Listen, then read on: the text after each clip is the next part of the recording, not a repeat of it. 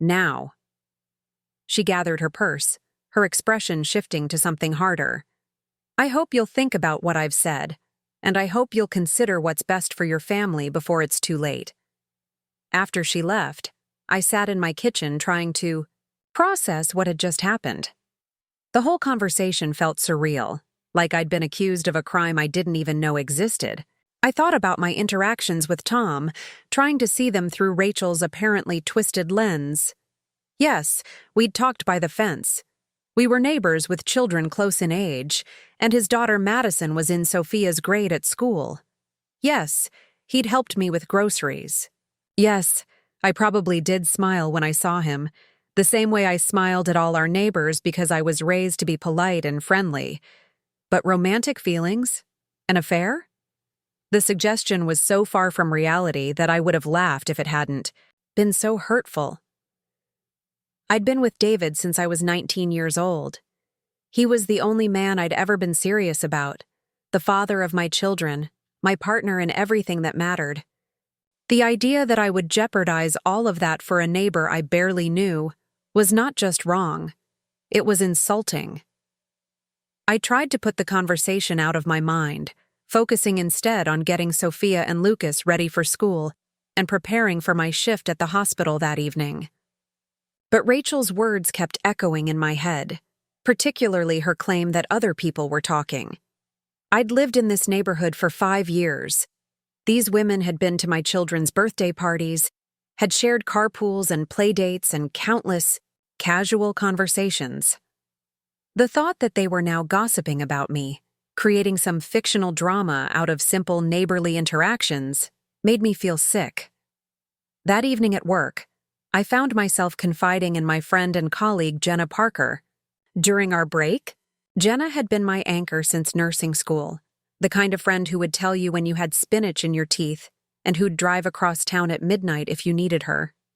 She listened to the whole story without interrupting, her expression growing more incredulous with each detail. "Wait, let me get this straight," she said when I finished. "Rachel, who has never liked you and has always been weirdly possessive of David, is now claiming that you're having an emotional affair with your neighbor because you had a conversation by a fence." "That's pretty much it," I said, rubbing my temples where a headache was starting to form. "And she's basing this on what? The testimony of a bunch of bored housewives who probably watch too many soap operas? According to her, it's obvious to everyone. The way I look at him, the way I dress when I think he might be outside." Jenna snorted. "Emma, I've known you for 12 years. You dress exactly the same whether you're going to the grocery store or the school pickup line. And you look at everyone the same way because you're genuinely nice to people. If that's flirting, then you've been having affairs with the mailman, the UPS driver, and half the parents at your kids' school." Her words were reassuring, but I couldn't shake the anxiety that had settled in my chest. What if David believes her? What if he starts seeing innocent interactions as something more? "Then David's an idiot," Jenna said bluntly. "But Emma, you know your husband better than that. He's not going to throw away 10 years of marriage because his sister has an overactive imagination and too much time on her hands." I wanted to believe her, but there was something about Rachel's confidence, her certainty that she was right and I was wrong, that left me feeling unsettled. She'd always had a way of getting into David's head, of presenting her opinions as facts and making him question his own judgment. It was one of the things about their relationship that had always bothered me, though I'd learned to pick my battles over the years. When I got home from work at 7 the next morning, David was already up, sitting at the kitchen table with his laptop and a cup of coffee. He looked up when I walked in, and I thought I saw something different in his expression. Not accusatory. Exactly, but more guarded than usual. "How was work?" he asked, the same question he'd asked every morning for years, but somehow it felt loaded. "Busy night," I replied, pouring myself coffee and trying to read his mood. 3 car accidents and a house fire. Tom's crew was actually on the house fire call. David's head snapped up at the mention of Tom's name, and I immediately regretted bringing him up. "You talked to him?" At the hospital, yes. He brought in one of the residents who'd inhaled too much smoke. Why? David closed his laptop and leaned back in his chair, studying me with an expression I couldn't quite decipher. Rachel stopped by yesterday. She's concerned about you. My heart sank. Concerned about me how? She thinks you might be getting too close to our neighbor. She said people are starting to talk. I set down my coffee cup carefully, trying to keep my voice level. And what do you think? There was a pause that lasted too long, a hesitation that told me everything I needed to know. I think Rachel loves our family and wouldn't say something like that unless she was genuinely worried. That's not what I asked you, David. I asked what you think. He ran his hand through his hair, a gesture I recognized as his tell when he was uncomfortable. I think maybe we should be more careful about appearances. This is a small neighborhood and people do talk. Appearances of what exactly? Being friendly to our neighbors? Accepting help when someone offers it? Having normal human interactions with the people who live around us? Emma, don't make this into something bigger than it is. I'm just saying maybe we should be more aware of how things look. But it was already bigger than that, and we both knew it. The fact that he'd taken Rachel's word over mine, that he'd entertained even for a moment the possibility that I might be having an inappropriate relationship with Tom, felt like a betrayal of everything we'd built together. The fact that he was now asking me to change my behavior, to become suspicious and secretive about innocent interactions, felt like the beginning of the end of something I'd thought was unbreakable. I need to get some sleep, I said, too tired, and hurt to continue the conversation.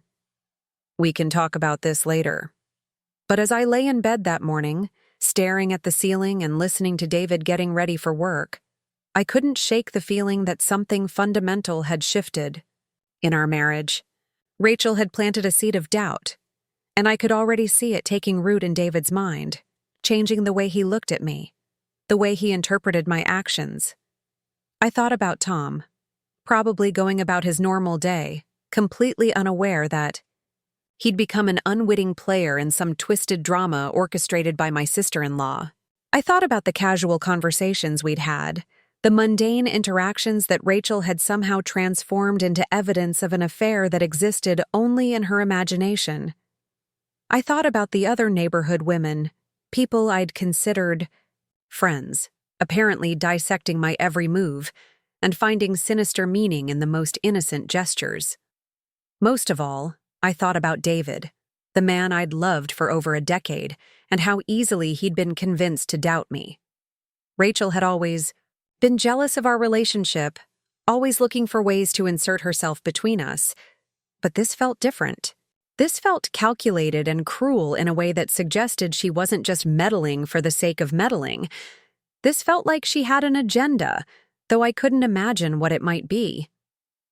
As I finally drifted off to sleep, I had no idea that within a matter of months I would discover exactly what Rachel's agenda was. I had no idea that her accusations against me were nothing but projection, a smokescreen to hide her own guilty behavior. I had no idea that the security cameras David had insisted we install for our family's safety would ultimately expose the truth about who was really betraying our marriage. All I knew was that my life had suddenly become a minefield, where every smile, every conversation, every moment of basic human kindness was being scrutinized and twisted into something ugly. All I knew was that the woman I'd trusted as family had turned my own husband against me, and I had no idea how to fight back against accusations that were so baseless they bordered on absurd. The neighborhood that had felt like a haven for our growing family now felt hostile and unwelcoming.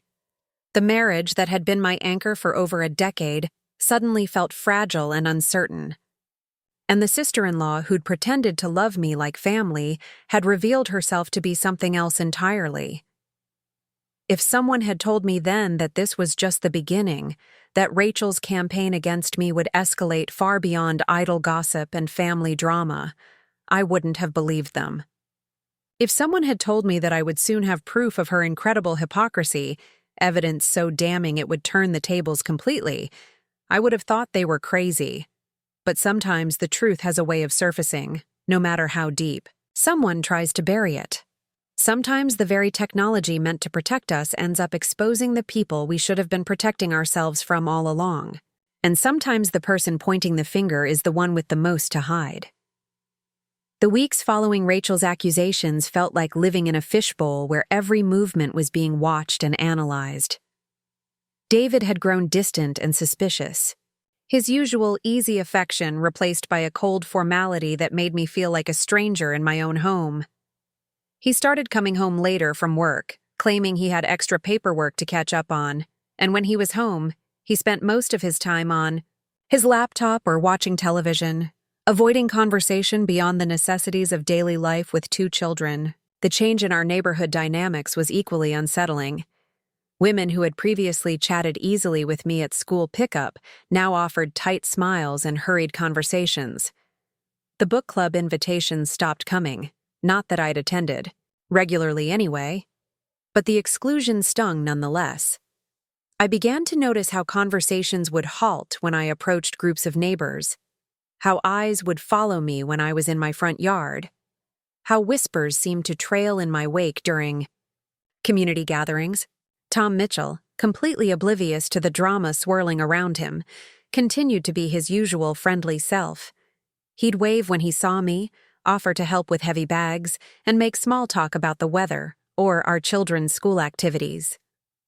Each interaction now felt loaded with potential misinterpretation, and I found myself becoming awkward and stilted in my responses, which probably only fed the gossip mill further. 3 weeks after Rachel's kitchen confrontation, I was working a particularly difficult shift at Riverside General when my phone buzzed with a text from David. "Need to talk when you get home. Important." The message, sent at 2 a.m, filled me with dread. David was an early sleeper, usually in bed by 10:30, so for him to be awake and texting in the middle of the night suggested something serious had happened. I spent the rest of my shift distracted, running through possibilities in my mind. Had something happened to one of the children? Were his parents okay? Had Rachel escalated her campaign somehow? By the time I clocked out at 7, my anxiety was at a fever pitch. I found David in the kitchen, still in his pajamas despite the fact that he should have been getting ready for work. His laptop was open on the table, and his expression was grave. The children had apparently already left for school, probably walked by our neighbor, Mrs. Henderson, who sometimes helped when our schedules conflicted. "Sit down, Emma," he said without preamble, his voice carrying a formality that made my stomach drop. I remained standing, crossing my arms defensively. "What's going on, David?" He turned his laptop toward me, and I saw what appeared to be a social media page open on the screen. "Rachel showed me this last night." I leaned closer to look at the screen and felt the blood drain from my face. It was Tom Mitchell's Facebook page, and prominently displayed was a photo I recognized immediately. It had been taken at our neighborhood block party 3 weeks earlier, the same party after which Rachel had started her whisper campaign. In the photo, Tom and I were standing together near the barbecue station, both of us laughing at something, off camera. His hand was resting lightly on my shoulder, and we were standing closer together than I remembered. "This was posted 2 days after the party," David said, his voice carefully controlled. "Look at the caption." I read the words beneath the photo with growing horror. "Great neighbors make all the difference. Thanks for making a newcomer feel so welcome, Emma." Taken in context with Rachel's accusations, I could see how the photo and caption might look suspicious to someone predisposed to see guilt where none existed. But I remembered the moment clearly. Tom had been telling a story about his daughter's first week at her new school, and I'd been laughing at her innocent misunderstanding of the lunch line procedures. Some other neighbor had offered to take a photo of the new guy with his welcoming committee, and we'd posed briefly before moving on to other conversations. Preparing and narrating this story took us a lot of time, so if you are enjoying it, subscribe to our channel. It means a lot to us. Now back to the story. David, This is completely innocent, I said, hearing the desperation creeping into my voice. It was just a casual photo at a neighborhood party. There were 50 other people there. Were there? He asked quietly. Because Rachel says you and Tom spent most of the evening together, that you barely spoke to anyone else, that you were acting like a couple. I stared at him, speechless. The accusations had escalated far beyond what Rachel had initially suggested, and I realized that she'd been building a case against me piece by piece, gathering evidence and testimonies from other neighbors who had apparently been all too willing to contribute to the narrative she was constructing. That's not true, David. I talked to lots of people that night. I helped serve food. I watched the kids' talent show. I spent time with Jenna and her husband when they stopped by. Tom and I had maybe 3 brief conversations the entire evening. But you were photographed together, looking happy, looking intimate. The word intimate hung in the air between us like an accusation. I wanted to scream, to shake him, to make him see how ridiculous this all was. Instead, I forced myself to speak calmly. We were standing near each other at a community event and someone took a photo. If that's intimate, then I've been intimate. With half the neighborhood, including the mailman who posed with everyone at the 4th of July barbecue last year. David closed the laptop with a sharp snap. This isn't a joke, Emma. My sister is concerned about our marriage, other neighbors are talking, and now there's photographic evidence of you and Tom looking very comfortable together. Photographic evidence of what exactly? Of me being friendly? At a neighborhood party? Of me smiling and talking to people like a normal human being? Of you having an inappropriate relationship with another man? The words hit me like a slap. After 10 years of marriage, countless shared experiences, 2 children together, and a lifetime of love and commitment, my husband was choosing to believe the worst about me based on a neighborhood photo and his sister's toxic gossip. I can't believe you actually think I'm having an affair, I said, my voice barely above a whisper. I don't know what to think anymore, David replied, and there was something in his tone that suggested he'd already made up his mind despite his words. We were interrupted by the sound of the front door opening and Rachel's voice calling out cheerfully, "Hello, family." She appeared in the kitchen doorway moments later, impeccably dressed as always, carrying a bakery box that she set on the counter with a flourish. "I brought croissants from that new French place downtown," she announced, then seemed to notice the tension in the room. "Oh, am I interrupting something?" "Actually, yes," I said firmly. "David and I are having a private conversation." Rachel's eyes widened with feigned innocence. "Of course, I'll just leave these here for later." But she made no move to leave, instead leaning against the counter and fixing me with a look of sympathetic concern. "Emma, sweetie, you look upset. Is everything okay?" David answered before I could. I showed her the Facebook photo. "Oh." Rachel's expression shifted to something that might have been satisfaction masked as regret. "I was hoping you two could work this out without having to see the evidence, but I suppose it's better to have everything out in the open." "Evidence of what?" I snapped. "Evidence that I attended a neighborhood party and was friendly to people?" "Evidence that you're developing an inappropriate attachment to a man who isn't your husband," Rachel replied smoothly. "Emma, honey, I understand that you might not see it clearly because you're emotionally involved, but to everyone else, it's becoming obvious." "To everyone else? Or to you and whatever neighbors you've convinced to support your delusion?" Rachel's mask slipped slightly, revealing a flash of something harder underneath. "My delusion?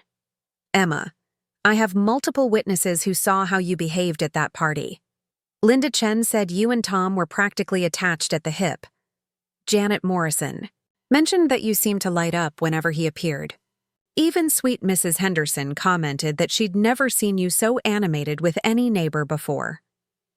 Each name she dropped felt like another nail in a coffin I hadn't even known was being built for me. These were women I'd considered friends, people I'd trusted with my children, neighbors I'd helped when they needed support. The idea that they'd been analyzing my behavior and finding it wanting was devastating.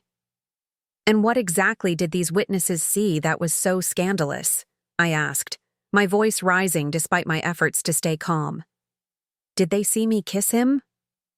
Hold his hand? Sneak off somewhere private with him? Or did they see me have normal conversations with a neighbor at a community event? They saw a married woman acting inappropriately interested in a man who isn't her husband, Rachel replied, her voice taking on that patient tone she used when she thought someone was being deliberately obtuse.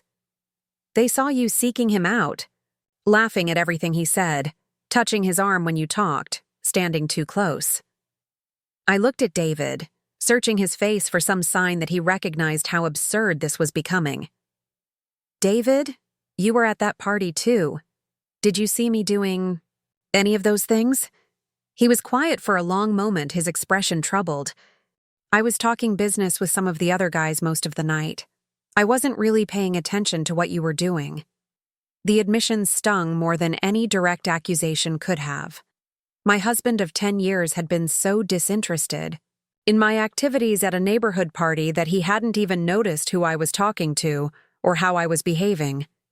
Yet he was perfectly willing to accept his sister's version of events and the testimony of neighbors who apparently had nothing better to do than monitor my social interactions.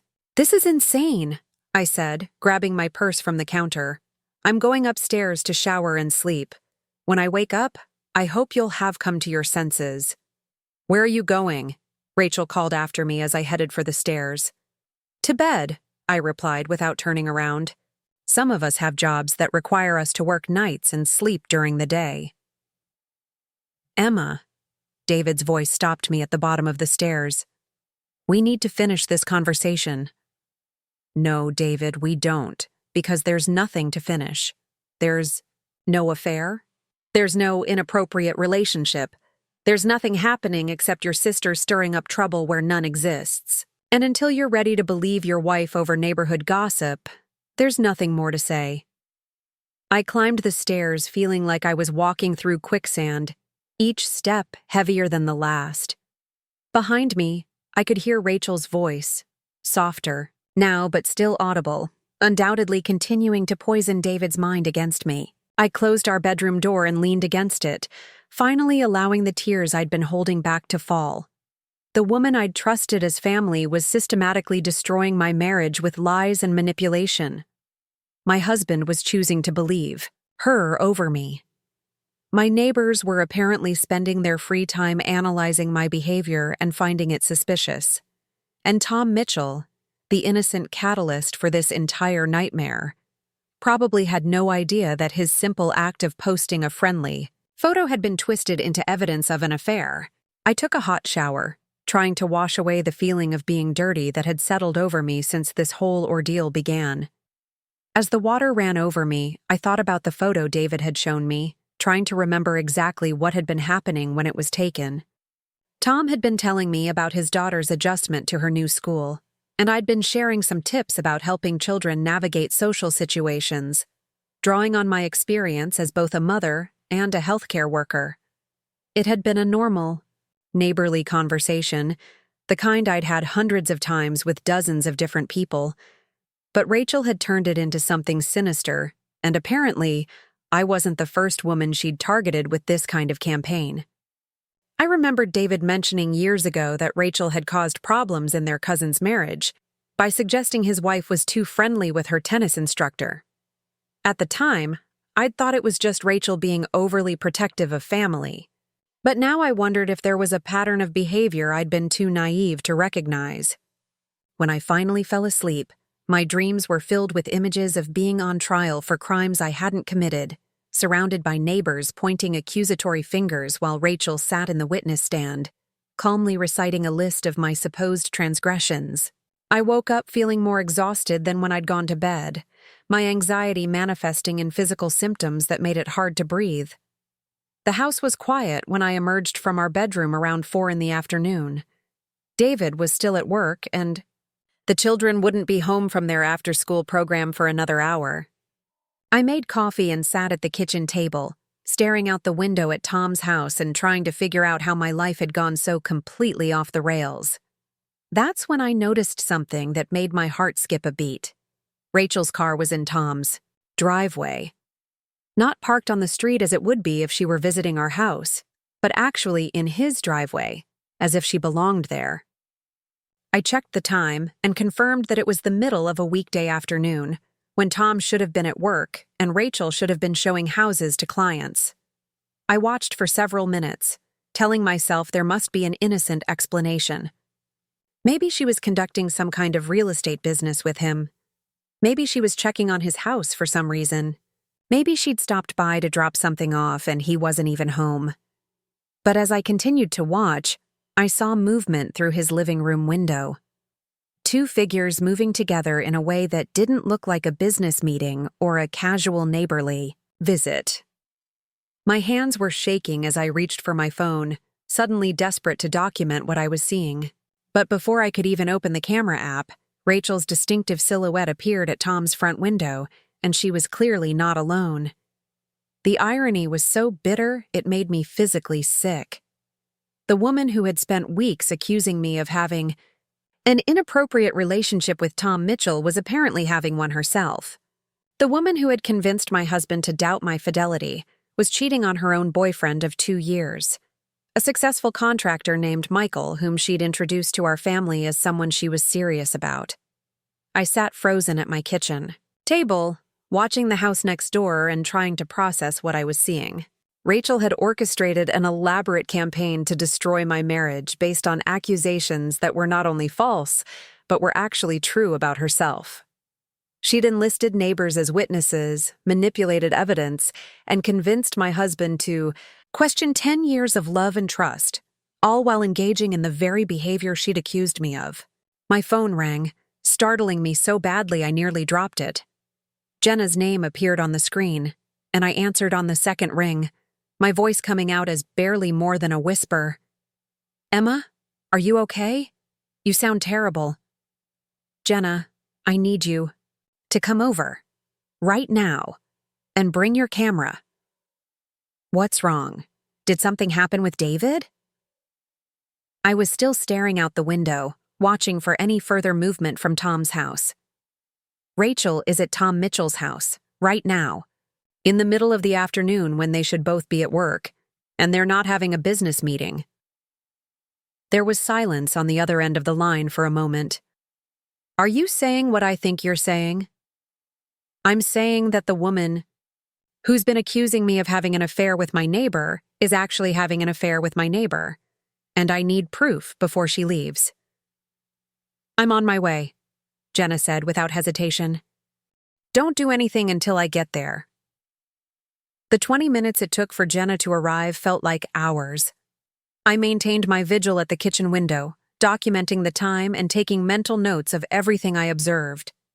Rachel's car remained in Tom's driveway, and I caught glimpses of movement through his windows that confirmed she was still inside. When Jenna's car pulled up, I met her at the front door before she could even knock.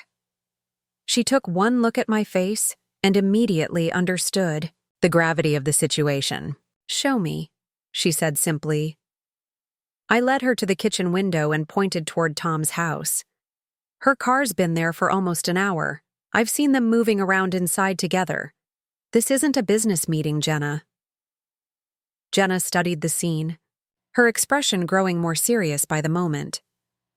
"Emma, if what you're saying is true, this changes everything. But we need to be absolutely certain before you confront anyone." "I know what I saw," I said.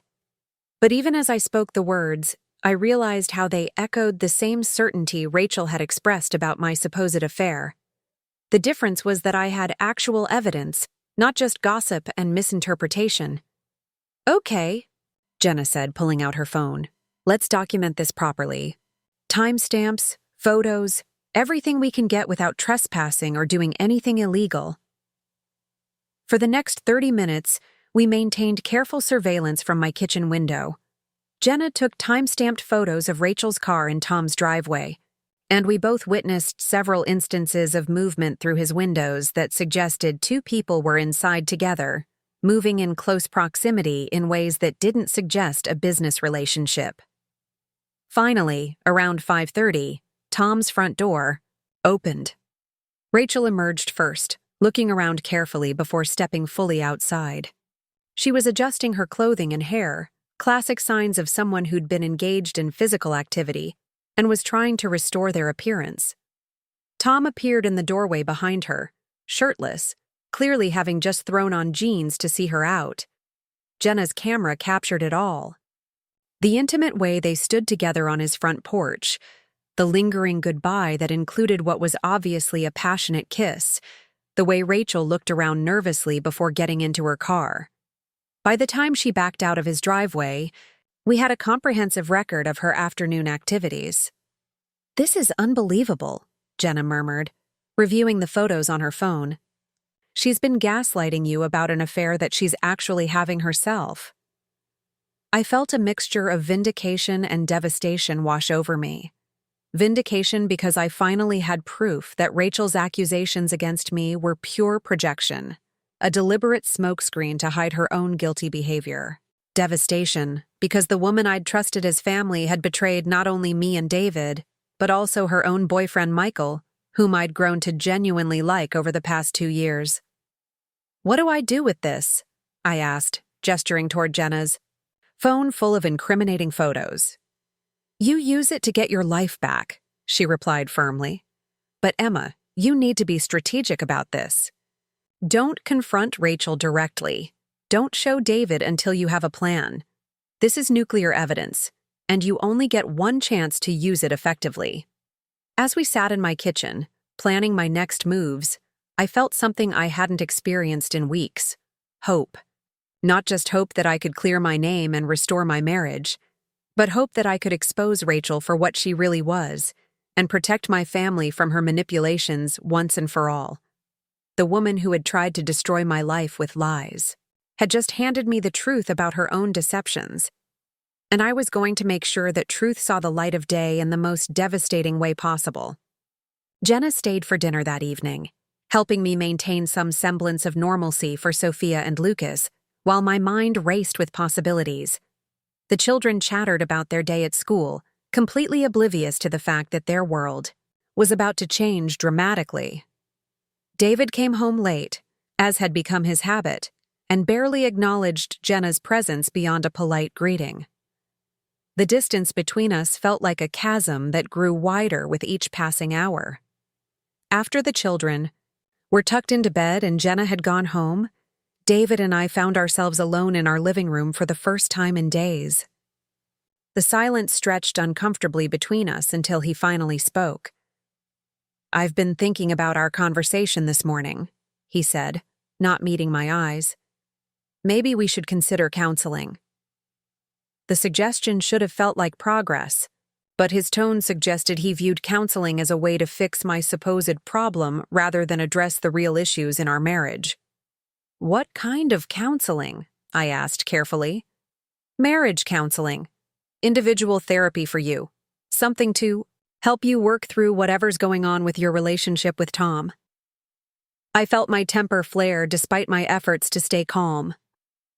"David, there is no relationship with Tom. There's nothing to work through except your sister's manipulation and your willingness to believe her over me. Rachel cares about our family, Emma. She wouldn't make something like this up. Wouldn't she?" I asked, thinking about the photos on Jenna's phone, the evidence of Rachel's own betrayal that David had no idea existed. "Are you so sure about that?" Something in my tone must have caught his attention because he looked at me directly for the first time in the conversation. "What do you mean?" I was tempted to tell him everything right then, to show him the evidence and watch his world crumble the same way mine had been crumbling for weeks. But Jenna's advice echoed in my mind. I needed to be strategic, to think through the implications before I played my hand. "I mean that Rachel has never liked me, David. She's always resented our relationship, always looked for ways to come between us. And now she's found the perfect weapon, an accusation that's impossible to disprove because it's based on interpretation of innocent interactions." David shook his head, his expression stubborn. That's not fair, Emma. Rachel loves you like a sister. Does she? When's the last time she said something genuinely supportive about me? When's the last time she defended me instead of criticizing me? When's the last time she showed any real interest in my life beyond finding fault with it? The questions hung in the air unanswered because we both knew the truth. Rachel had never been supportive of me, had never treated me like family despite her claims to the contrary. But David had always been blind to his sister's true nature, preferring to see her as the protective younger sibling rather than the manipulative woman she'd become. I need some air, David said, standing abruptly. I'm going for a walk. After he left, I sat alone in our living room surrounded by the detritus of our family life. Sophia's art projects scattered across the coffee table, Lucas's soccer cleats by the front door, family photos lining the mantelpiece. 10 years of shared history, and it was all being threatened by one woman's lies and jealousy.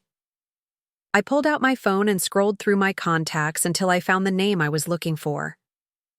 Detective Mark Stevens had been my friend since college, one of the few people from my past who'd maintained regular contact through the years. He worked for the Portland Police Department, specializing in domestic cases, and I trusted him to give me honest advice about my situation. Emma, it's good to hear from you, Mark said when he answered, though I could hear concern in his voice. It's been a while since you called this late. Everything okay? Not exactly, I admitted. Mark, I need some advice, and I need to know it stays between us for now. Of course, what's going on? I gave him the condensed version of the past few weeks, from Rachel's initial accusations through the escalating campaign against me to the discovery of her affair with Tom. Mark listened without interrupting, occasionally asking clarifying questions that showed he was taking detailed mental notes. So, let me get this straight, he said when I finished.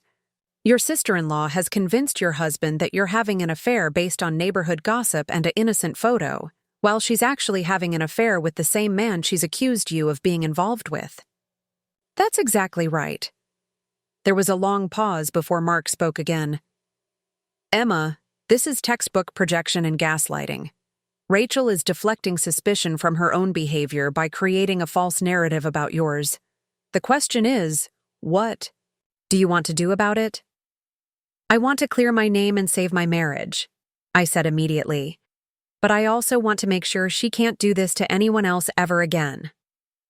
Those are admirable goals, but you need to think carefully about how you approach this.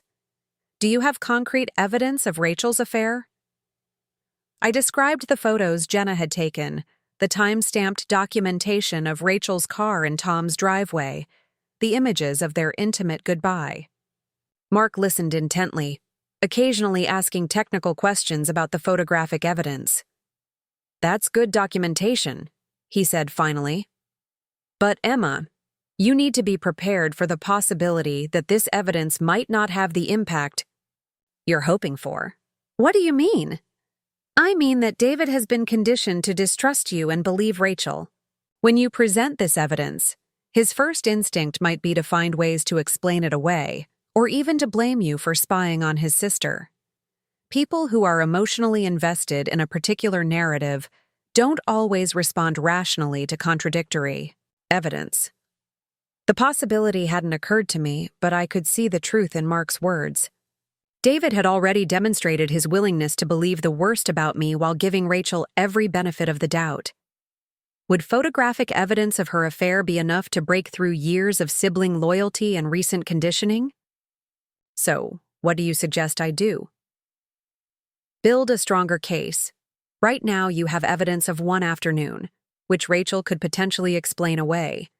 You need to establish a pattern, document multiple instances, gather enough evidence that denial becomes impossible.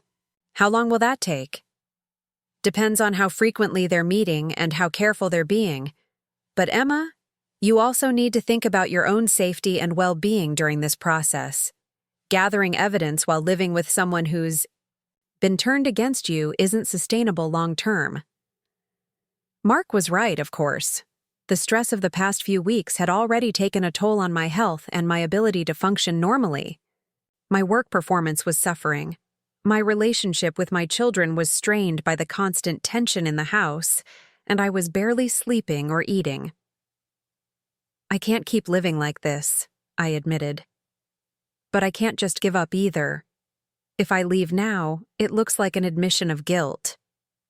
If I stay and do nothing, Rachel wins by default. Then you need to be smart about how you proceed. Document everything, but don't let it consume your life. Take care of yourself and your children first. And Emma, consider having a backup plan, in case things go badly. A backup plan? Legal consultation, financial preparation, emergency housing arrangements.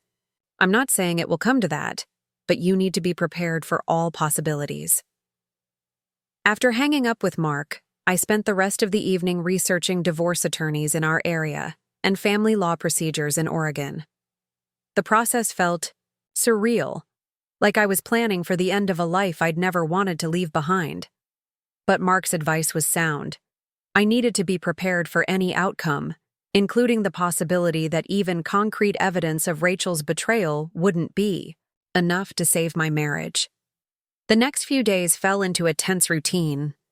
David left early for work and came home late, avoiding extended conversations with me. Rachel continued her regular visits, always arriving when David was home, always managing to steer conversations toward concerns about my behavior or mental state. I maintained my normal schedule at the hospital while secretly monitoring Tom's house whenever possible, documenting the pattern of Rachel's visits. What I discovered was more extensive than I'd initially realized.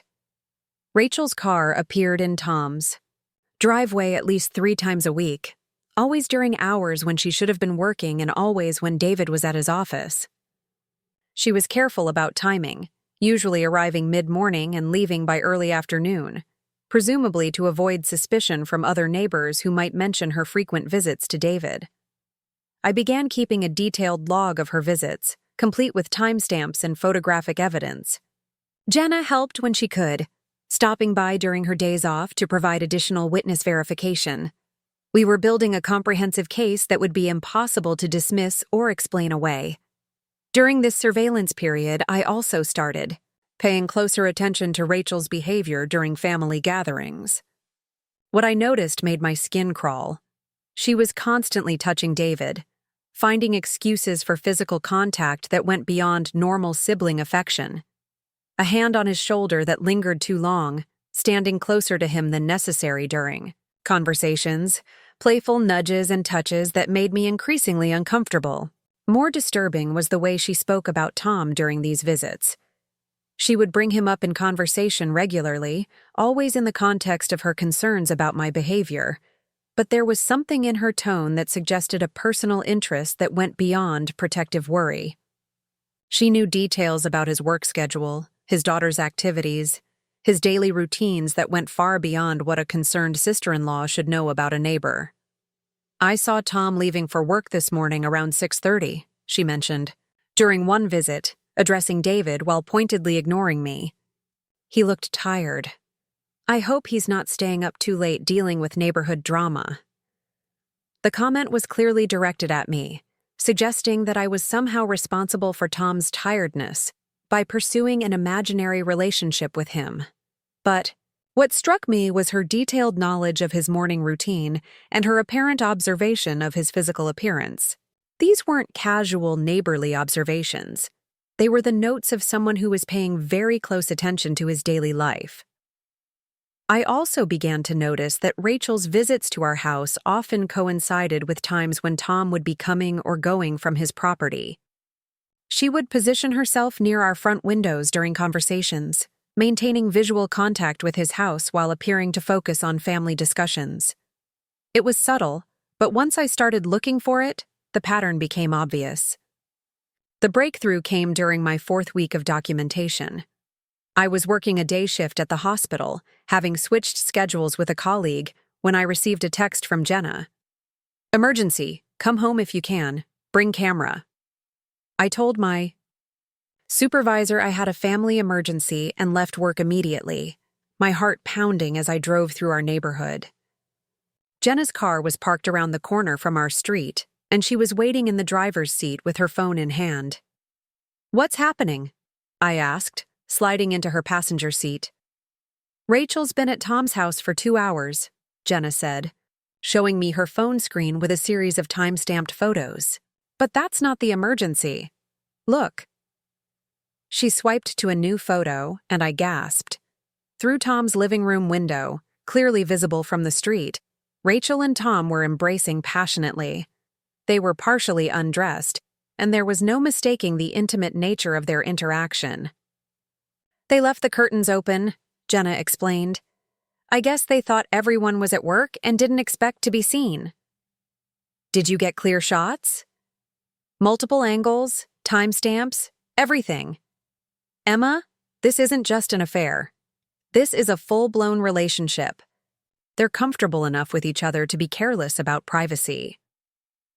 I stared at the photos, feeling a mixture of vindication and revulsion. Here was undeniable proof of Rachel's hypocrisy, clear evidence that she was guilty of everything she'd accused me of and more. But seeing the images also drove home the reality of how thoroughly she'd manipulated everyone around her. "There's more," Jenna continued, swiping to additional photos. "Look at the timestamps. She's been there since 10 this morning. That's 4 hours, Emma. This isn't a quick hookup. They're spending significant time together." I studied the timeline Jenna had documented. Rachel had arrived at Tom's house shortly after David left for work and I left for my shift. She'd clearly been watching our schedules, timing her visits to avoid detection. The level of planning and deception involved was staggering. "We need to get closer," I said, surprising myself with my boldness. "From the street, we can only see part of the living room. There might be other angles that show more." Jenna looked concerned. "Emma, I don't want you to do anything that could get you in legal trouble. Stalking charges wouldn't help your case." "I'm not stalking anyone. I'm documenting suspicious activity in my own neighborhood from public property. And Jenna, this is my one chance to get irrefutable evidence. Rachel is getting careless because she thinks she's won. If I wait, she might become more careful." We spent the next hour strategically positioning ourselves around the neighborhood, taking advantage of public sidewalks and sightlines to document Rachel's extended visit to Tom's house. The photos we captured left no doubt about the nature of their relationship. They were clearly comfortable together, moving around his house like a couple, sharing intimate moments that spoke of an established relationship rather than a new affair. When Rachel finally emerged from Tom's house at nearly 3 in the afternoon, she looked thoroughly disheveled despite obvious attempts to fix her appearance. Her hair was messed, her clothing wrinkled, and she carried herself with the satisfied exhaustion of someone who'd spent hours engaged in physical intimacy. 5 hours, Jenna murmured, checking her final timestamp. "She spent 5 hours at his house while accusing you of having an affair with him." As we watched Rachel drive away, I felt a strange sense of calm settle over me. For weeks, I'd been living in a fog of confusion and self-doubt, questioning my own perceptions, and wondering if there might be some truth to the accusations against me. Now I had absolute clarity about what was really happening and what I needed to do about it. "When are you going to tell David?" Jenna asked as we drove back toward my house. "Tonight," I said with certainty. "No more waiting, no more strategy. He needs to see what his sister really is." But as we pulled into my driveway, I saw David's car already there, hours earlier than usual. Through our living room window, I could see him sitting on the couch with Rachel, deep in what appeared to be a serious conversation. My heart sank as I realized she might be getting ahead of the situation, potentially preparing some kind of preemptive explanation for her presence in the neighborhood that day. "She's already here," I told Jenna, pointing toward the house. "She's probably building another lie as we speak." "Then you need to get in there and stop her," Jenna replied firmly. "You have the truth now, Emma. Don't let her rewrite the narrative. Again." I took a deep breath, clutching my phone with its damning photographic evidence, and prepared to confront the woman who had nearly destroyed my life with her projections and lies. The next few minutes would determine the future of my marriage, my family, and my ability to trust the people closest to me. As I walked toward my front door, I could hear Rachel's voice through the window, animated and urgent, undoubtedly spinning another web of deception designed to protect herself while further damaging me. But this time, I had the weapons I needed to fight back. This time, the truth was on my side. I walked through my front door with Jenna close behind me, the weight of the evidence on my phone feeling heavier than any burden I'd ever carried. The conversation in the living room stopped abruptly when we entered, and I could see David's face turn toward us with an expression of surprise, mixed with something that might have been guilt. Rachel was perched on the edge of our coffee table, leaning toward David in an intimate posture that struck me as inappropriate for siblings. Her cheeks were flushed, and there was a brightness in her eyes that suggested excitement rather than concern. When she saw me, her expression shifted quickly to one of sympathetic worry, but not before I caught that flash of something else. "Emma, honey, perfect timing," Rachel said, standing and smoothing down her skirt in a gesture I now recognized as nervous habit. "David and I were just discussing the situation with Tom Mitchell. Were you?" I asked, setting my purse down carefully and maintaining eye contact with her. "What situation exactly?" David cleared his throat uncomfortably. "Rachel came over because she's worried about escalation. She thinks Tom might be becoming more aggressive in pursuing you." I felt Jenna tense beside me, but I kept my voice level. "Aggressive how?"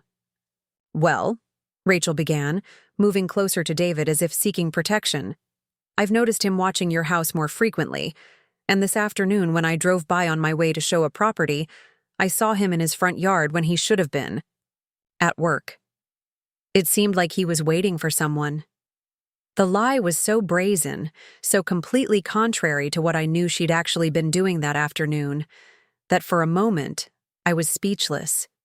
She'd spent 5 hours in Tom's house, engaging in an intimate relationship with him, and now she was claiming he was stalking me. "That's interesting," I said finally.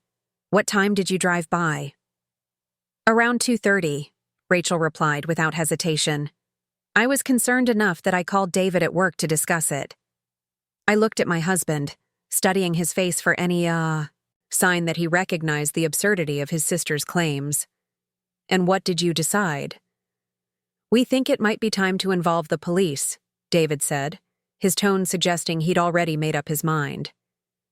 "If Tom is becoming obsessive about you, we need to document it before it goes too far." The irony was so complete it was almost funny. Rachel was suggesting we involve law enforcement to investigate Tom for behavior that existed only in her imagination, while she was actually guilty of the affair she'd been accusing me of having with him. "That's a serious accusation," Jenna said, speaking for the first time since we'd entered. "Stalking charges can ruin someone's career, especially someone in public safety like a firefighter." Rachel's eyes narrowed slightly as she focused on Jenna. "I'm sorry, but this is really a family matter. I don't think Emma needs outside influence right now."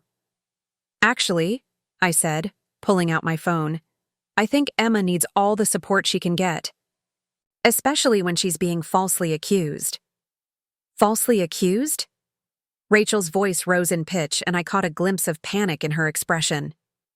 "Emma, sweetie, I know this is hard to accept, but denial isn't healthy." "You're absolutely right," I agreed. "Denial isn't healthy, so let's stop denying reality and look at some actual evidence." I opened my photo gallery and selected the clearest image Jenna had captured that afternoon, the one showing Rachel and Tom embracing passionately in his living room window. I held the phone out so David could see the screen clearly. "This was taken at 1:47 this afternoon," I said, watching his face change as he processed what he was seeing. "About 45 minutes before Rachel claims she drove by and saw Tom watching our house." David took the phone from my hand, staring at the image with growing shock.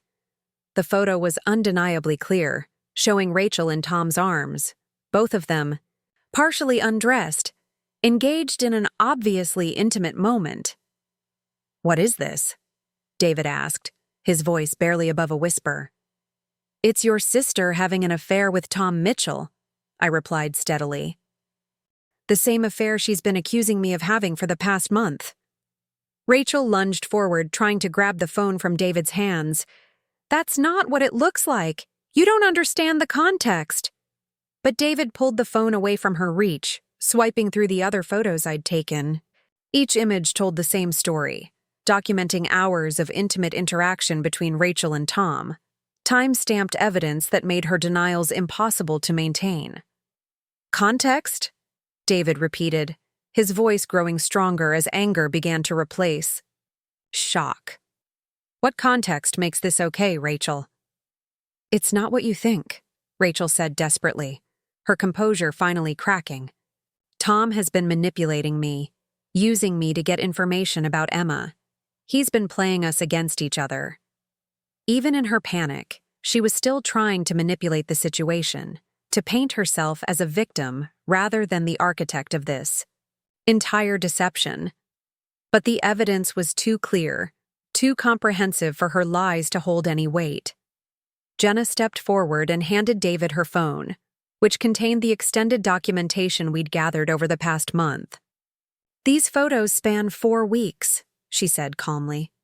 "They show a pattern of visits, always during work hours, always when Emma was at the hospital. This isn't manipulation. It's a deliberate, ongoing affair." David scrolled through the images, his face growing paler with each swipe.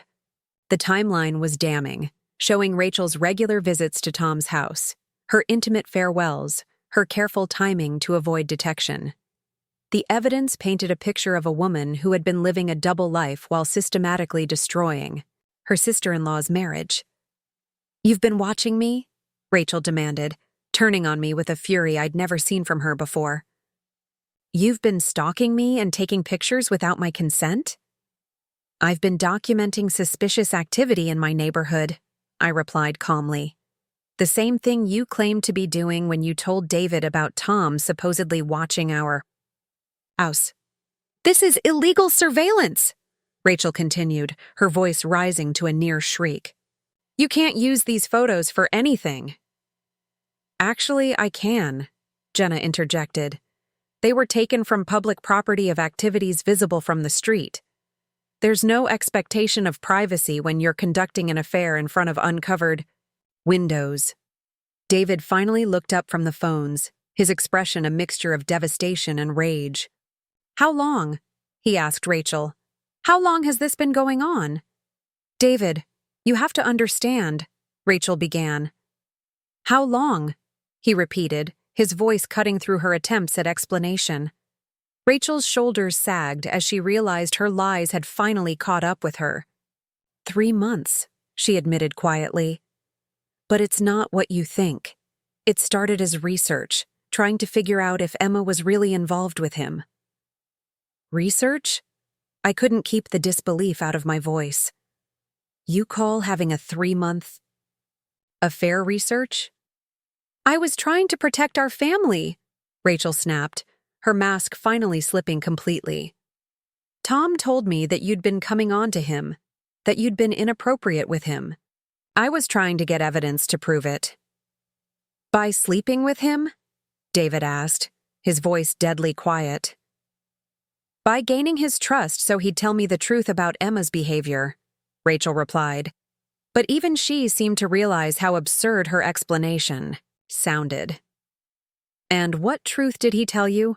I asked, genuinely curious about how far her delusions extended. Rachel hesitated, clearly realizing she'd painted herself into a corner. He said you'd been flirting with him, making suggestive comments, trying to get him alone." "When?" I pressed. "Give me specific examples." He mentioned several instances. "Such as?"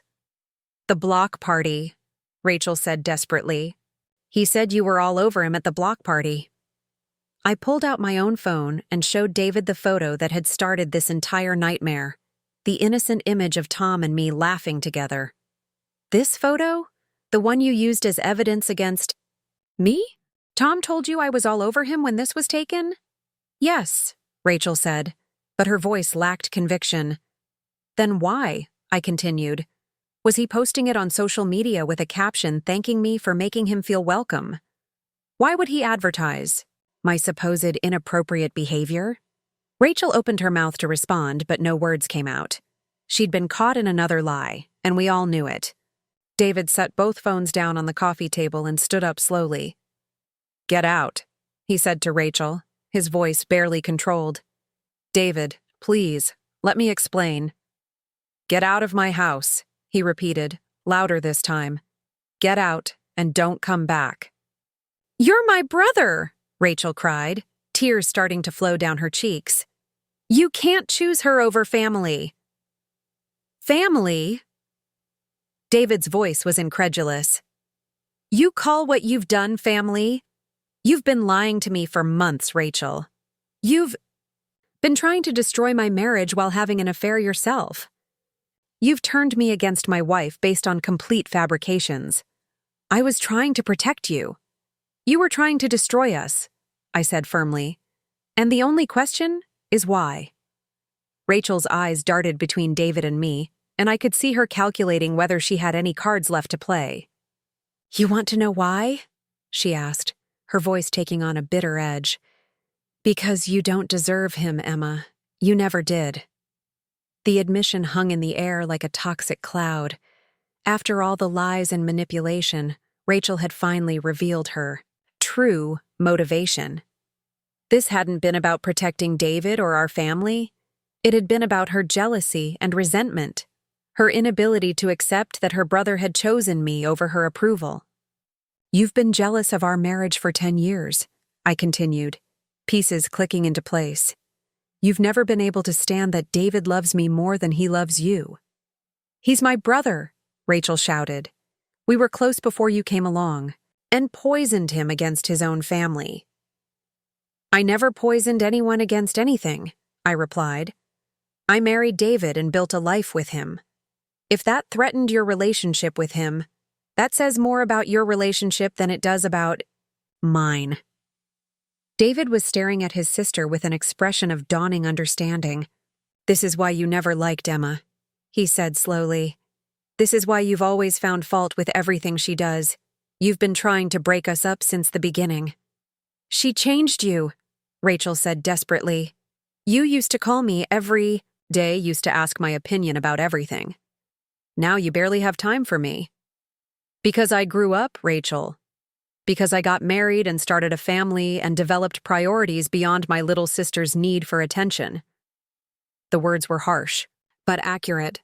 I could see in Rachel's face that they hit their mark, stripping away her last pretense of righteous concern and revealing the petty jealousy that had motivated her actions. "So you decided to destroy my marriage by having an affair with Tom. And then blaming me for it," I said. "You thought if you could convince David I was cheating, he'd leave me and you'd have your brother back." "It would have worked if you hadn't been spying on me," Rachel said, her voice venomous now that her mask had completely slipped. "It would have worked if you hadn't been stupid enough to conduct your affair in front of uncovered windows," Jenna corrected. David walked to the front door and opened it wide. "Leave," he told Rachel. "Leave now, and don't contact me or my family again." "David, please." "Now, Rachel." She gathered her purse and walked toward the door, her composure completely shattered.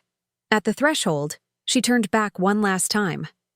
"This isn't over," she said, looking directly at me. "You think you've won, but this isn't over." "Yes, it is," David said firmly, closing the door behind her. The silence that followed was deafening. David and I stood in our living room, surrounded by the wreckage of trust that Rachel had created, trying to process everything that had just happened. Jenna quietly gathered the phones with their damning evidence, giving us space to begin dealing with the emotional aftermath. "I'm sorry," David said finally, his voice broken. "Emma, I'm so sorry I didn't believe you. I wanted to feel vindicated, to experience the rush of victory that should come with being proven right after weeks of accusations and doubt.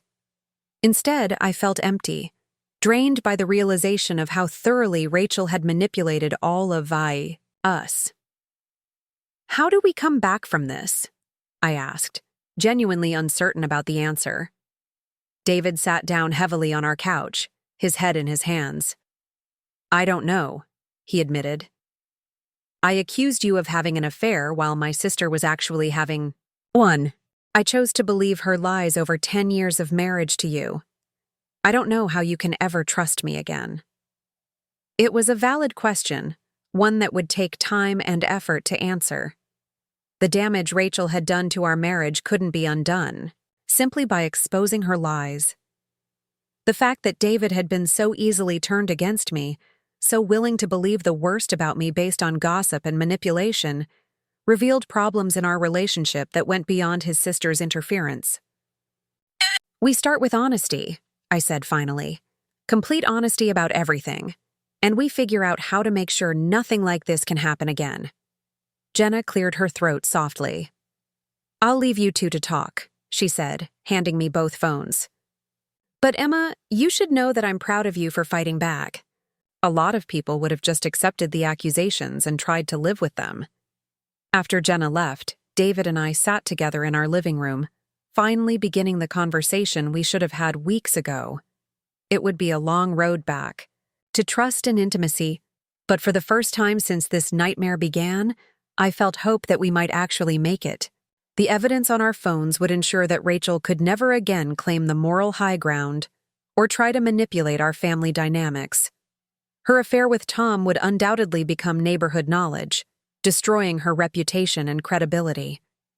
Most importantly, David had seen his sister's true nature, and there would be no going back to the dynamic that had allowed her to wield so much influence over our marriage.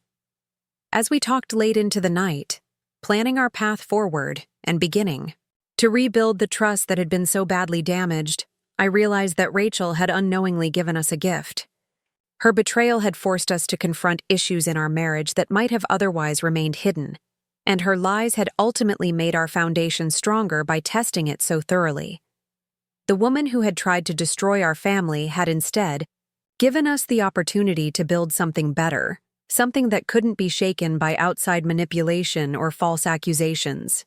It would take time, effort, and a lot of difficult conversations, but I finally believed that our marriage could survive what Rachel had done to it.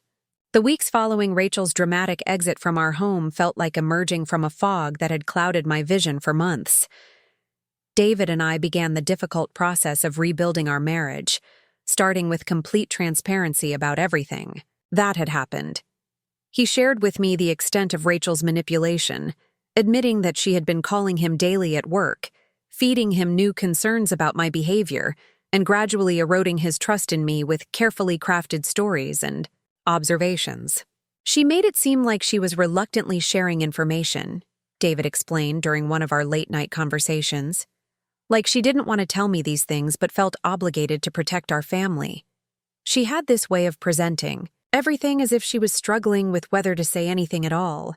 I listened to his descriptions of Rachel's psychological manipulation with a mixture of anger and fascination. She had been methodical in her approach, never making direct accusations, but instead planting seeds of doubt and letting David's imagination fill in the blanks. She would mention seeing Tom's car at unusual times, suggest that I seemed distracted lately, or comment that other neighbors had made observations about my behavior. Each piece was small enough to seem insignificant, on its own, but together they had created a comprehensive case against me in David's mind. "The worst part," David continued, "is that I wanted to believe her, not because I thought you were cheating, but because it gave me an excuse for why I felt disconnected from you. Instead of examining our relationship and my own behavior, it was easier to blame outside forces." This admission cut deep because it revealed truths about our marriage that went beyond Rachel's interference. David and I had grown distant over the years, caught up in the routine of work and childcare and household management, taking each other for granted in ways that had made us vulnerable to exactly the kind of manipulation Rachel had employed. We stopped really talking to each other, I acknowledged. We talked about schedules and bills and the kids' activities, but we stopped sharing our thoughts and feelings and dreams. We became roommates who happened to be married. The process of rebuilding intimacy was challenging and sometimes painful. We had to learn how to be vulnerable with each other again, how to trust each other with our deepest concerns and fears. David had to accept that his willingness to believe his sister over his wife had damaged something fundamental in our relationship, while I had to confront my own role in allowing our emotional distance to develop over the years.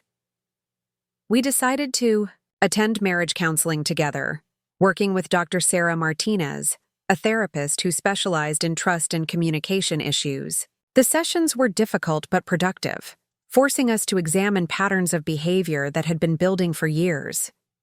Dr. Martinez helped us understand how Rachel had been able to exploit existing vulnerabilities in our relationship, and more. Importantly, how to strengthen those weak points to prevent future manipulation. Trust isn't just about fidelity, Dr. Martinez explained during one session. It's about believing that your partner has your best interests at heart, that they'll give you the benefit of the doubt when questions arise, and that they'll come to you directly with concerns rather than listening to outside voices. One of the most challenging aspects of our recovery was dealing with the children's questions about why Aunt Rachel no longer visited our home.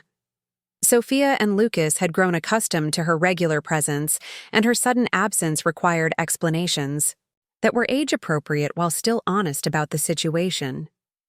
Aunt Rachel made some choices that hurt our family, I told them during a family meeting. Sometimes adults make mistakes that have consequences, and one of those consequences is that she can't visit us anymore. Did she do something bad? Sophia asked, her 9-year-old mind trying to process the adult complexities of betrayal and deception. She did something that broke trust, David explained. Trust is one of the most important things in a family, and when someone breaks it, there are consequences. Will she ever be able to visit again? Lucas wondered, his 7-year-old optimism hoping for eventual reconciliation. David and I exchanged glances, both of us knowing that some betrayals are too fundamental to forgive. We don't know, I said honestly. Right now, we need to focus on taking care of our family and making sure everyone feels safe and loved. The children accepted our explanations with the resilience that kids often display when adults handle difficult situations, with honesty and consistency. They missed Rachel initially, but as the weeks passed without her dramatic presence and constant undercurrents of tension, our home became more peaceful and stable. Meanwhile, the fallout from Rachel's exposed affair continued to ripple through our neighborhood and her professional life. Word spread quickly about the dramatic confrontation and the photographic evidence of her relationship with Tom Mitchell.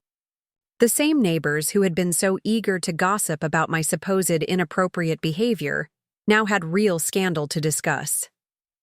Tom Mitchell, faced with undeniable evidence of his affair with a married woman, made the decision to relocate. He put his house on the market within 2 weeks of the confrontation, citing a desire to transfer to a different fire department and start fresh somewhere new. I felt sorry for his daughter Madison, who had to leave her new school and friends because of the mess her father had created. Before he left, Tom approached me one afternoon while I was working in my garden. He looked haggard and embarrassed, clearly struggling with the consequences of his actions. "I owe you an apology," he said, staying on the sidewalk rather than approaching too closely. "I never meant for any of this to affect your marriage." I continued weeding my flower bed, not sure I was ready for this conversation, but willing to listen. "Rachel told me you were interested in me," Tom continued. "She said you'd been asking about me, wondering if I was single, making comments about being lonely in your marriage. She presented it like she was trying to help both of us by facilitating a connection." I looked up at him, seeing genuine remorse in his expression. "And you believed her?" "I wanted to," he admitted. You're an attractive woman, and I was lonely after my divorce. When Rachel suggested that you might be interested, it felt like a gift. She made it seem like she was playing matchmaker, helping two lonely people find each other. Even though I was married? Tom's face reddened. She said your marriage was practically over, that you and David were just staying together for the kids. She made it sound like you were ready to leave but just needed encouragement. The sophistication of Rachel's manipulation became clearer with Tom's explanation. She hadn't simply seduced him. She had constructed an elaborate narrative that painted her as the helpful sister-in-law, trying to facilitate my happiness while simultaneously pursuing her own affair with him. When did you realize she was lying? I asked. When the accusations against you started, Tom said. Suddenly, Rachel was worried about your behavior toward me, warning me to be careful around you, suggesting that you might be becoming obsessive. It didn't match anything she'd told me before, and it didn't match my actual interactions with you. But you continued the affair anyway. By then I was in too deep, Tom admitted. Rachel was intense. She made it clear that if I tried to end things with her, she'd tell everyone that you'd been pursuing me and that I'd rejected you. She said she'd destroy your reputation and your marriage to protect her brother. I felt a chill as I realized how thoroughly Rachel had manipulated everyone involved. She had created a web of lies and threats that kept Tom trapped in the affair, while simultaneously using that affair as evidence against me. She had been playing all sides, positioning herself as the concerned sister-in-law while privately threatening to destroy anyone who didn't cooperate with her plans. Why are you telling me this now? I asked. Because you deserve to know the truth, Tom replied, and because I'm ashamed of what I allowed myself to become part of. Rachel used both of us, and I'm sorry I didn't have the courage to stop it sooner. After Tom left, I sat in my garden thinking about the layers of deception Rachel had employed. She hadn't simply been having an affair. She had been orchestrating an elaborate scheme designed to destroy my marriage while protecting herself from consequences. The level of calculation involved was genuinely frightening. I shared Tom's revelations with David that evening, and we both struggled to process the extent of Rachel's manipulation. She had been playing a game with multiple moving pieces, positioning everyone exactly where she needed them to achieve her goal of breaking up our marriage. She created a scenario where no matter what happened, she won, David realized. If you'd actually pursued Tom, she could have exposed you as a cheater. If Tom had rejected her advances, she could have claimed he was harassing you. If you'd discovered the affair earlier, she could have said she was gathering evidence of his inappropriate behavior toward you. And if we'd divorced, she would have gotten what she really wanted, I added. You without me. The psychological profile that emerged from our analysis was deeply disturbing. Rachel wasn't simply a jealous sister-in-law. She was someone capable of sustained, calculated manipulation designed to achieve specific outcomes, regardless of the collateral damage to everyone involved. As the weeks turned into months, David and I continued working on rebuilding our relationship while dealing with the practical consequences of Rachel's actions. Her real estate career suffered significantly as word spread about her affair and the manipulation of her family members.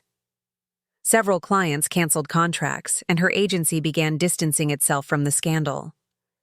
Rachel made several attempts to contact David, leaving voicemails that alternated between tearful apologies and angry accusations. She claimed that I had manipulated the evidence against her, that the photos had been doctored, that Tom had been lying about their relationship to protect himself. Each message revealed her continued inability to accept responsibility for her actions. She's never going to admit what she did, David observed after listening to one particularly vitriolic voicemail. She's convinced herself that she's the victim in all of this. Does that bother you? I asked, studying his face for signs of wavering resolve. No, David said firmly. It confirms that cutting her out of our lives was the right decision. Someone who can do what she did and still see herself as the victim isn't someone I want around my family. The most satisfying development came when Michael, Rachel's boyfriend of 2 years, reached out to me directly. He had apparently heard about the affair through mutual friends and wanted to understand what had really happened. "I'd been wondering about some things," Michael admitted, when we met for coffee at a neutral location downtown. Rachel had been distant lately, canceling plans at the last minute, being secretive about her schedule.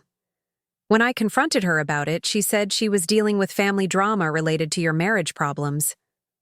"What did she tell you about my marriage problems?" I asked, curious about how she had presented the situation to him. "She said you were having an affair with your neighbor and that she was trying to help David deal with it. She made it sound like she was sacrificing her own time and energy to support her brother through a difficult situation." I showed Michael some of the photographic evidence we had gathered, watching his face change as he processed the reality of Rachel's betrayal. He had been completely unaware of her affair, believing her stories about family obligations and work commitments. 2 years, Michael said quietly. "I thought we were building toward marriage. We'd talked about moving in together, about starting a family. And the whole time she was carrying on with someone else." "I'm sorry," I said, meaning it. "You didn't deserve this any more than David and I did." "At least you fought back," Michael replied. "You gathered evidence and exposed the truth.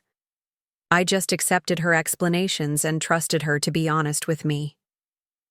Michael's response to Rachel's betrayal was swift and decisive. He ended their relationship immediately, blocked her on all social media platforms, and made it clear to their mutual friends that he wanted no further contact with her. Unlike David's initial response to my supposed affair, Michael didn't require extensive evidence or counseling to recognize that Rachel's behavior was unacceptable. The contrast between the two men's reactions highlighted something important about the different relationships involved. Michael's trust in Rachel had been based on a relatively short-term romantic relationship, while David's trust in his sister was rooted in decades of family history and emotional conditioning. Rachel had spent years positioning herself as David's protector and confidant, making it much harder for him to recognize her manipulation when it occurred. Dr. Martinez helped us understand this dynamic during our counseling sessions. "Family relationships involve different types of trust and loyalty," she explained. "When someone has been positioned as a protector or advisor within a family system, it can be very difficult to recognize when they become a threat instead." The therapeutic process also helped David understand how his relationship with Rachel had been unhealthy long before she targeted our marriage. She had always been possessive of his attention and jealous of his other relationships, but he had interpreted this as caring rather than manipulation. "She never liked any of my girlfriends," David realized during one session. "She always found reasons why they weren't good enough for me, why I could do better. I thought she was being protective, but she was actually being controlling." "And what happened when those relationships ended?" Dr. Martinez asked. "Rachel was always there to comfort me and remind me that family was more important than romantic relationships anyway," David admitted. "She positioned herself as the most important woman in my life." This pattern of behavior extended back to David's adolescence, when Rachel had successfully interfered with several of his high school relationships through similar tactics of manipulation and sabotage. Our marriage had simply been her most ambitious target, the relationship that posed the greatest threat to her position in his life. Understanding Rachel's long-term pattern of manipulation helped David process his guilt about believing her accusations against me. He hadn't been weak or gullible. He had been conditioned over decades to trust her judgment and accept her version of events. Breaking free from that conditioning required conscious effort and therapeutic support. Recognizing manipulation doesn't make you immune to it, Dr. Martinez assured him, especially when it comes from someone you've been taught to trust since childhood. The important thing is learning to identify the patterns so you can protect yourself and your family in the future. As our marriage continued to strengthen, we made the decision to relocate to a different neighborhood. The house that had been our sanctuary for 5 years now carried too many negative associations with Rachel's manipulation and the neighbors' gossip. We wanted a fresh start, somewhere we could build new relationships based on honesty and mutual respect. The process of selling our house and finding a new home became a positive project that brought David and me closer together. We spent weekends touring properties, discussing our priorities and dreams for our family's future. The children were initially resistant to leaving their familiar neighborhood, but they gradually became excited about the adventure of exploring new areas and potentially making new friends. We found the perfect house in a family-friendly community about 20 minutes from our old neighborhood, far enough to feel like a fresh start, but close enough to maintain the children's school enrollment and my job at Riverside General. The house itself was smaller than our previous home, but had a more open floor plan that encouraged family interaction and communication. "I like that there's no place to hide," David commented as we walked through the empty rooms after closing on the property. "No separate home office where I can isolate myself, no formal living room where we pretend to entertain people we don't really like." The move represented more than just a change of address. It was a symbolic fresh start for our family. We painted rooms together, arranged furniture to encourage conversation and connection, and established new routines that prioritized family time and open communication. One of the most significant changes we made was implementing a policy of complete transparency about outside influences on our marriage. If either of us received concerning information about the other from family members, friends, or colleagues, we agreed to discuss it immediately rather than allowing doubt and suspicion to build. No more secrets, no more taking other people's word over each other's, David said as we established our new ground rules. "If someone has something to say about our marriage, they can say it to both of us together." This policy was tested several months after our move when David's mother called to express concerns about our decision to cut Rachel out of our lives. She had been receiving Rachel's version of events, which painted her as the victim of my jealousy and manipulation. "Your mother wants to have dinner with us," David told me after hanging up the phone. "She thinks we're being too harsh with Rachel and that family should forgive family." "What did you tell her?" "I told her that we'd be happy to have dinner, but that we'd be bringing the photographic evidence of Rachel's affair and a complete timeline of her manipulation. I said if she wanted to discuss family forgiveness, she needed to understand exactly what she was asking us to forgive." David's mother declined the dinner invitation after that conversation, apparently realizing that she didn't actually want to confront the evidence of her daughter's behavior. It was a disappointing but not surprising response that confirmed our decision to maintain boundaries with family members who chose to enable Rachel's manipulation rather than hold her accountable. The children adapted well to our new neighborhood and the changes in our family dynamics. Without the constant undercurrent of tension that had characterized our home during Rachel's campaign against me, they seemed more relaxed and secure.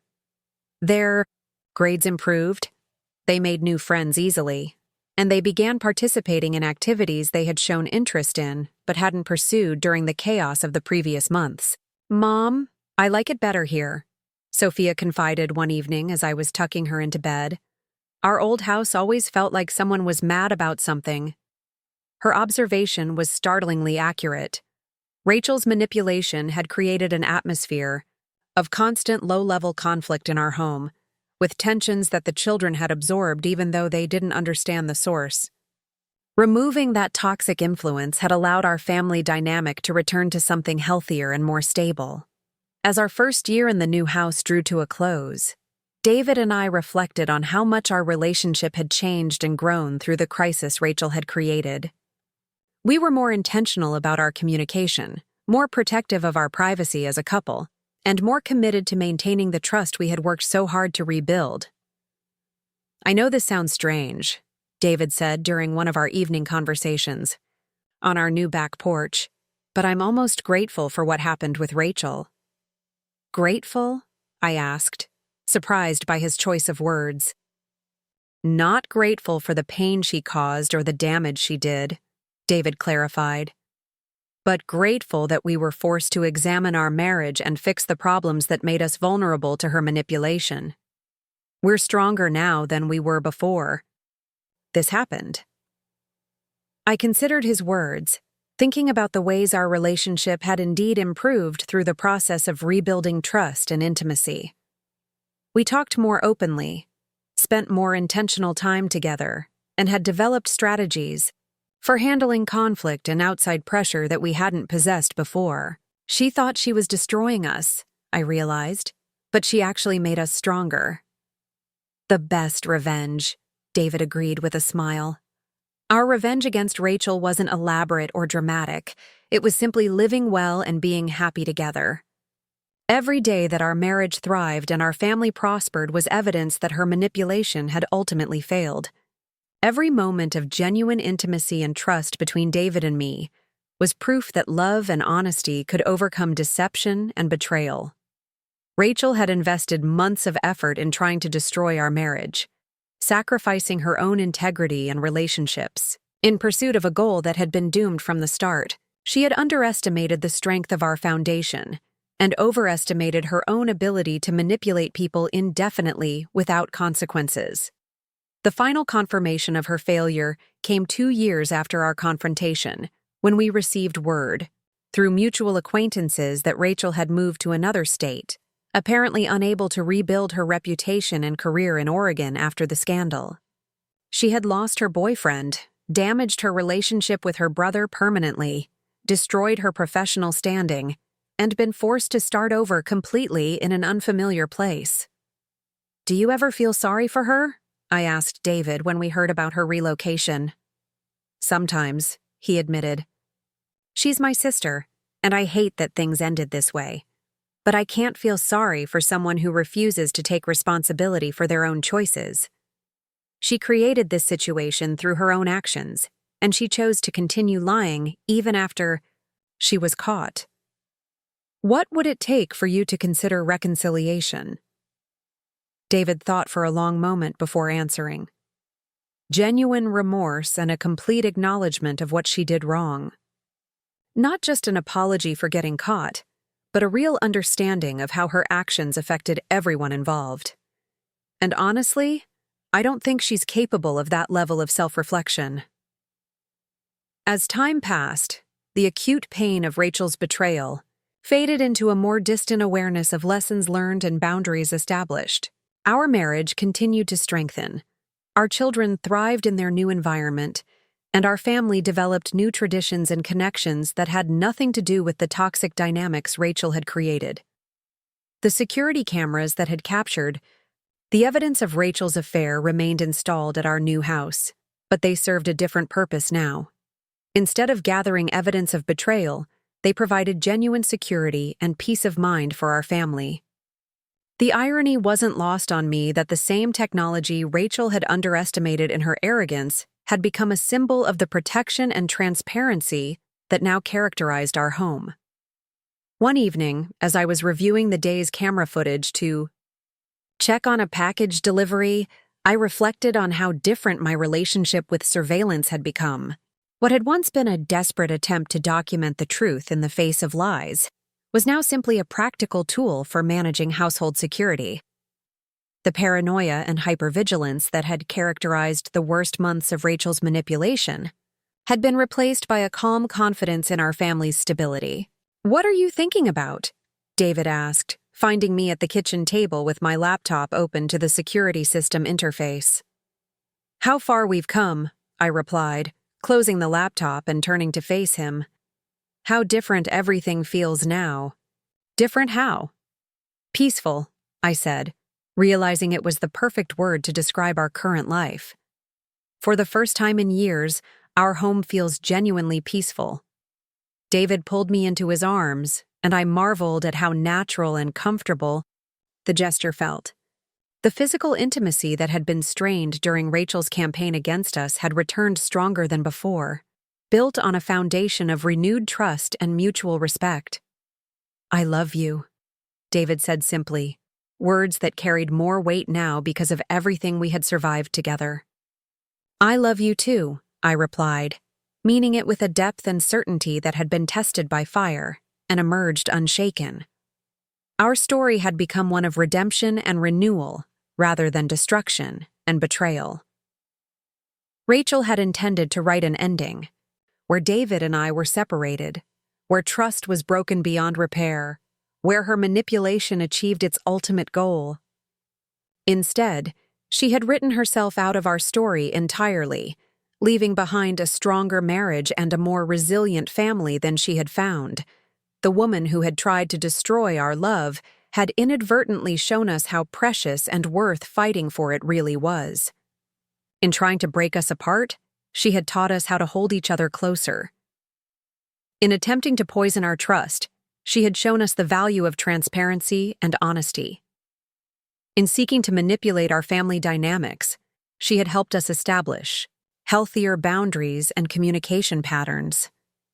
As I looked around our peaceful home, filled with the sounds of our children playing and our quiet conversations about daily life and future dreams, I realized that Rachel's ultimate failure had been in misunderstanding the true nature of love and commitment. She had assumed that marriage was fragile enough to be destroyed by outside interference, that trust could be permanently broken by clever manipulation, that family bonds were weak enough to be severed by lies and accusations. What she had discovered, instead, was that genuine love, built on years of shared experience and mutual respect, could weather storms that would destroy relationships based on less solid foundations. She had learned that trust, once broken and then consciously rebuilt, could become stronger than trust that had never been tested. She had found that families who chose to protect and support each other could overcome even the most sophisticated attempts at manipulation and control. The security cameras had revealed more than just Rachel's affair. They had exposed the difference between destructive deception and protective truth-telling. The evidence we had gathered hadn't been used to hurt innocent people or advance selfish agendas. It had been used to protect our family and restore honesty to our relationships. In the end, the cameras had shown us exactly what we needed to see. That reality was more powerful than manipulation, that truth was stronger than lies, and that love backed by evidence and commitment could overcome even the most calculated attempts at destruction. Rachel had gambled everything on her ability to rewrite our story according to her desires, but she had underestimated the power of people who refused to let their narrative be controlled by someone else's manipulation. We had taken back control of our own story, and we were writing an ending based on love, truth, and the unshakable foundation of a marriage that had been tested and proven strong enough to survive anything. Up next, you've got two more stand out. Stories right on your screen. If this one hit the mark, you won't want to pass these up. Just click and check them out. The notification from my security app pinged at 2:47 a.m. while I was finishing my shift at Riverside General. Motion detected in backyard. I almost ignored it, thinking it was probably just a raccoon again, but something made me swipe open the footage. What I saw made my hands shake so violently I nearly dropped my phone. My sister-in-law Rachel, the same woman who'd spent months convincing my husband I was having an affair with our neighbor, was sneaking out of that very neighbor's back door, adjusting her dress and looking around nervously. The irony was so bitter I could taste it. She'd destroyed my marriage with lies about me cheating, and here she was, caught red-handed in the very act she'd accused me of. Before we jump back in, tell us where you're tuning in from, and if this story touches you, make sure you're subscribed, because tomorrow I've saved something extra special for you. My name is Emma Rodriguez, and until 6 months ago, I thought I had a pretty good life. Not perfect, but good enough. I was 31 years old, working part-time as a nurse at our local hospital, raising 2 beautiful children with my husband David in a quiet neighborhood in Riverside, Oregon. We'd been married for 10 years, together for 12, and while we'd had our rough patches like any couple, I genuinely believed we were solid. I believed we trusted each other. I believed a lot of things that turned out to be completely wrong. The whole nightmare started on a Tuesday morning in early May. I remember the date exactly because it was the day after our neighborhood's annual spring block party. and I was still finding confetti in my hair from Sophia's enthusiastic celebration. The night before, David had already left for work at Pacific Northwest Insurance, where he'd been an adjuster for the past 8 years. The kids were getting ready for school, and I was enjoying a rare moment of quiet with my coffee when I heard the familiar sound of Rachel's car pulling into our driveway. Rachel Coleman was David's younger sister by 3 years, and she'd been a constant presence in our lives since we'd moved to Riverside 5 years ago. She was a successful real estate agent, always impeccably dressed, always perfectly made up, even at 8 in the morning. She had this way of walking into our house like she owned it, which had always bothered me but which David dismissed as her just being family. That morning, she breezed through our front door without knocking, as usual, her heels clicking against our hardwood floors. "Emma, honey, we need to talk," she said, setting her designer purse down on our kitchen counter with a dramatic sigh. Her voice carried that particular tone she used when she was about to deliver what she considered important news, the same tone she'd used to tell me my haircut was unflattering, or that Sophia might benefit from private tutoring because public school wasn't really challenging enough. I looked up from my coffee, already feeling my guard going up. "What's wrong, Rachel?" She perched on the edge of one of our kitchen stools, crossing her legs and leaning forward with an expression of manufactured concern. "It's about Tom Mitchell, your neighbor." Tom had moved into the house next door about 6 months earlier, after his divorce was finalized. He was a firefighter, quiet and polite, the kind of neighbor who waved when he saw you and offered to help bring in groceries if your hands were full. He was also attractive in that rugged, outdoorsy way that made some of the other neighborhood wives giggle when they talked about him at the book club meetings I rarely attended anymore due to my work schedule. "What about Tom?" I asked, though I was already getting an uncomfortable feeling about where this conversation was heading. Rachel's eyes widened with fake sympathy. "Oh, sweetie, I hate to be the one to tell you this, but people are talking. At the book club last night, several of the women mentioned they've seen you and Tom spending quite a bit of time together. Janet Morrison said she saw you two talking by the fence for over an hour last week, and Linda Chen mentioned that he helped you with your groceries on Sunday." I stared at her, completely bewildered. "Rachel, we're neighbors. Of course we talk. Sometimes. And yes, he helped me with groceries because I was juggling 2 bags and trying to unlock the door while Sophia was having a meltdown about forgetting her science project. It was called being neighborly." But Rachel was shaking her head, her expression growing more serious. "Emma, I'm not judging you. I understand that being married to someone who travels for work can be lonely. David's been putting in so many extra hours lately with all those claims from the spring storms. But honey, appearances matter. And the way you two look at each other, the way you light up when you see him, it's becoming obvious to everyone." Obvious. The word came out sharper than I'd intended. "What exactly do you think is obvious?" "That you're developing feelings?" "For him," Rachel said softly, reaching across to pat my hand in a gesture that felt more condescending than comforting. "Maybe nothing has happened yet. But Emma, you're playing with fire, and I love you too much to watch you destroy your marriage over some rebound firefighter." I jerked my hand away from hers. "Rebound firefighter? Rachel, I'm not developing feelings for anyone. Tom is a nice neighbor who occasionally helps me carry heavy things. That's literally the extent of our relationship." "I'm sure that's what you tell yourself," she said, her voice taking on that patient tone people use when they think you're deluding yourself. "But sweetie, I've seen how you dress when you know he might be outside. The extra attention to your appearance, the way you find excuses to be in the front yard when he's getting home from work." This was getting ridiculous.